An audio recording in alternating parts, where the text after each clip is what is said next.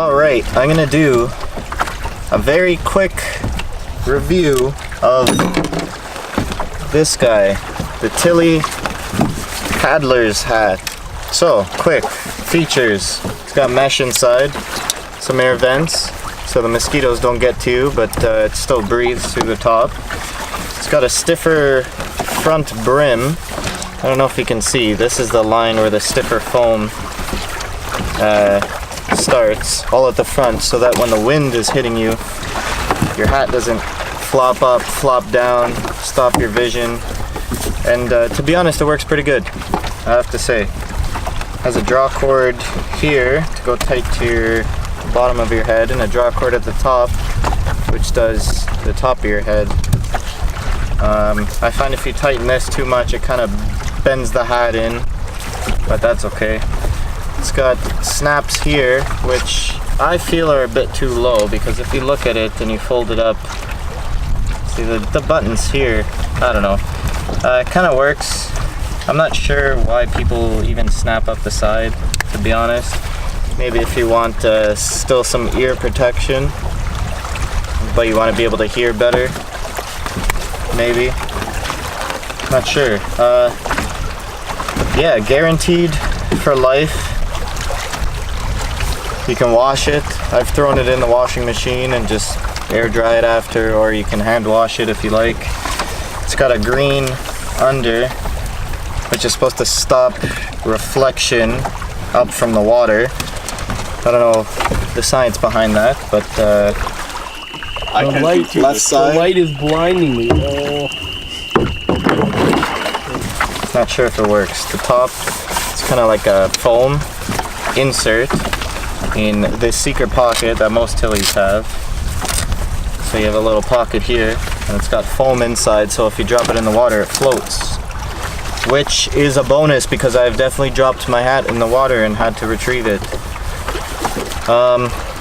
Cons, I guess I wish the brim, the foam, the stiffer foam rather, hit all the back, because it kind of takes a weird shape and gets these creases. And maybe I would say to put the snap a bit higher up, just so that you can have it up rather than like that. I don't know.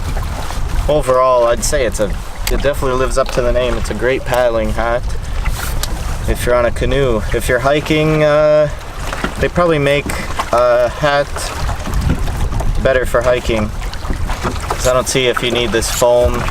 I mean, if you're hiking in tree line, you don't necessarily need a wide brim hat, or as wide of a brim. But yeah, it's lightweight. You can fold it up and stow it away if you want. And Tilley hats are not really made for style. They're more function. So unless you're an old man with a big old white beard, you can't really pull it off, I don't think. But I mean, it's not ugly. But you can see there's moderate wind right now, and the brim's not even moving. So I have it cinched just a touch here, and just at the back. And you kind of got this little loop to put your the excess cord through. So overall, I'd say if you're looking to paddle, this is probably your best bet when it comes to a Tilley hat. It's pretty pricey, but when you figure that it's guaranteed for life, and I've had another one that I use for work, Airflow, with a really wide brim. It's kind of oblong, and that thing has lasted. My dad actually gave it to me. It's lasted probably like 10-15 years now, and it's in pretty good shape. There's barely any threads coming out. Maybe I'll do a review of that later on. So, Tilley Paddler's Hat. It's about $100, $150, something like that. Actually, I think it's $110 Canadian. I got it on sale for $90.